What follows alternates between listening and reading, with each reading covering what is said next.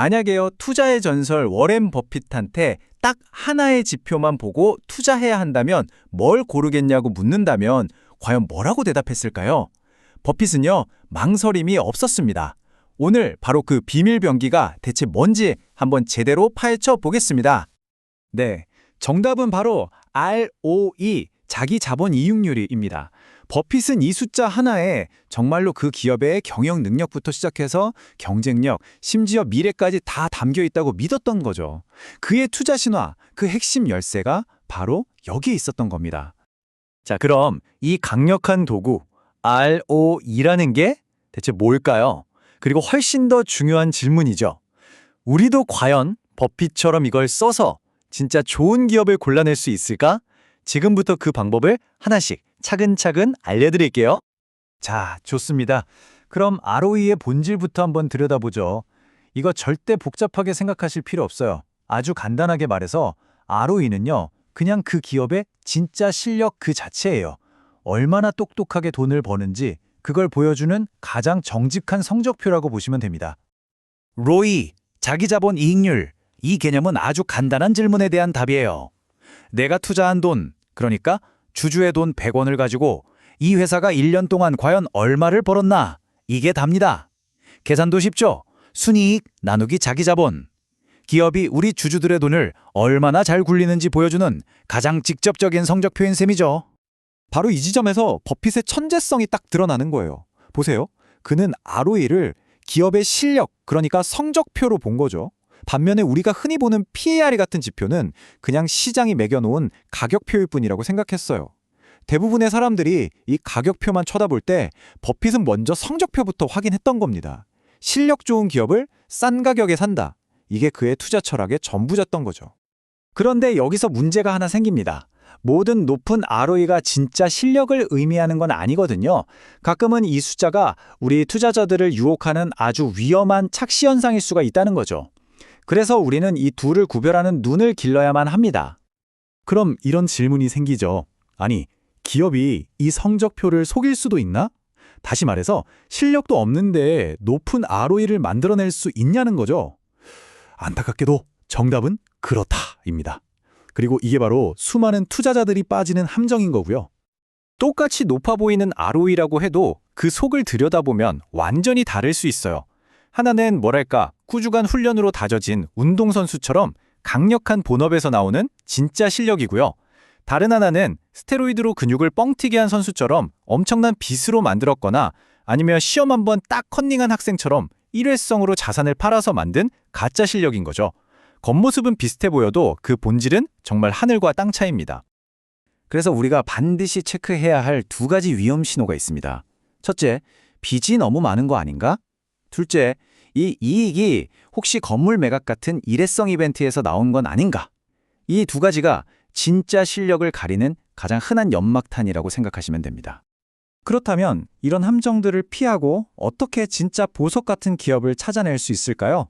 다행히도 버핏이 우리를 위해서 아주 명확한 5단계 필터를 남겨뒀습니다. 이 원칙들이 어떻게 가짜를 걸러내고 진짜를 찾아내는지 한번 같이 보시죠. 바로 이 5단계의 여정입니다. 첫째, 그 실력이 과연 지속 가능한가?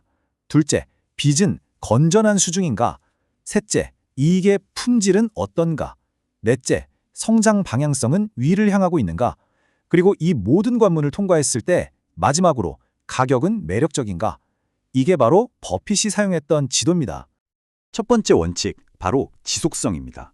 버핏의 기준은 아주 명확했어요. ROE가 꾸준히 15%를 넘는 기업. 아니, 왜 하필 15%일까요? 이게 장기적으로 봤을 때 시장 평균 수익률을 훨씬 뛰어넘는 진짜 우량한 기업이라는 걸 증명하는 숫자이기 때문입니다. 한 해 반짝하는 걸로는 어림도 없죠. 핵심은 바로 이거예요. 딱 한 번. 15%를 넘는 게 아니라 5년, 아니 10년 내내 그 높은 허들을 계속해서 넘어오는 것. 이 지치지 않는 꾸준함이야말로 위대한 기업이라는 첫 번째 증거가 되는 겁니다. 다음은 부채의 건전성입니다. 아무리 ROE가 높아도 그게 빚더미 위에서 만들어진 거라면 아무 소용이 없겠죠. 이 차트가 그걸 완벽하게 보여줍니다. 보세요. 건전한 회사는 낮은 부채를 가지고도 높은 ROE를 달성합니다. 반면에 위험한 회사는 똑같이 높은 ROE를 가지고 있을지는 몰라도 그건 엄청난 빚으로 쌓아 올린 모래성일 뿐이라는 거죠. 버핏은 언제나 당연히 왼쪽의 회사를 선택했습니다. 세 번째, 이제 이익의 품질을 따져봐야 합니다. 마치 탐정처럼 이렇게 묻는 거죠. 이 높은 이익 대체 어디서 온 거야? 이게 이 회사의 주력 사업, 그러니까 사과나무에서 열린 과일인가요? 아니면 그냥 가지고 있던 땅을 팔아서 본 일회성 이익, 즉 껍질인가요? 우리는 이 껍질을 싹 벗겨내고 순수한 과육의 맛, 다시 말해 정상화된 ROE를 봐야 합니다. 네 번째는 방향성입니다. 과거 성적도 물론 중요하지만 미래는 더 중요하잖아요?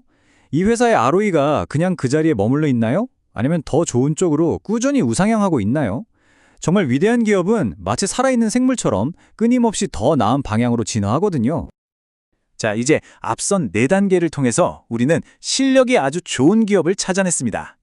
이제 투자의 활용점정이라고 할 수 있는 마지막 단계만 남았네요. 바로 그 훌륭한 기업을 싸게 사는 것입니다. 자, 드디어 마지막 5단계, 가치입니다. 우리가 지금까지 살펴본 4개의 아주 깐깐한 필터들, 지속성, 부채 건전성, 이익의 품질, 그리고 방향성. 이걸 모두 통과했다면 그건 딱 한 가지를 의미합니다. 이 기업은 위대한 기업이다. 일단 실력 검증은 끝난 셈이죠. 그런데 이게 과연 위대한 투자가 될 수 있을까요? 바로 여기서 가격표가 등장하는 겁니다. 낮은 PER, 그러니까 주가 수익 비율은 시장이 이 위대한 기업의 가치를 아직 제대로 알아보지 못하고 아주 좋은 가격에 팔고 있을지도 모른다는 강력한 신호가 됩니다. 그래서 핵심은 바로 이 조합에 있습니다. 한쪽에는 기업의 실력을 보여주는 ROE가 있죠. 우리의 목표는 높게 꾸준히 15% 이상을 유지하는 기업을 찾는 겁니다. 다른 한쪽에는 기업의 가격표인 PER이 있습니다. 목표는 낮게. 이것이 바로 버핏이 평생토록 찾아 헤맸던 위대한 기업을 합리적인 가격에 살 절호의 기회인 겁니다. 그런데 여기서 아주 근본적인 질문이 하나 생겨요. 도대체 어떤 기업이기에 그렇게 오랫동안 높은 수익률을 유지할 수 있는 걸까? 버핏의 이 명언이 그 답을 줍니다. 이건 단순히 숫자 노름이 아니라는 거죠. 그 누구도 쉽게 무너뜨릴 수 없는 지속 가능한 경쟁 우위, 그러니까 아주 특별한 방어막을 가진 기업을 찾아내는 여정이라는 겁니다. 버핏은 이 강력한 방어막을 이렇게 불렀어요. 경제적 해자. 옛날에 성을 지키기 위해 성 주위에 파놓던 깊은 해자 아시죠? 바로 그것처럼 이 해자가 있는 기업은 경쟁자들이 아무리 쳐들어와도 자신의 이익과 높은 ROE를 굳건히 지켜낼 수 있다는 겁니다. 우리가 맨 처음 봤던 그 지속성의 진짜 비밀이 바로 여기에 있는 거죠. 대표적인 예시들을 한번 볼까요? 코카콜라의 그 누구도 따라할 수 없는 브랜드 파워가 바로 해자입니다.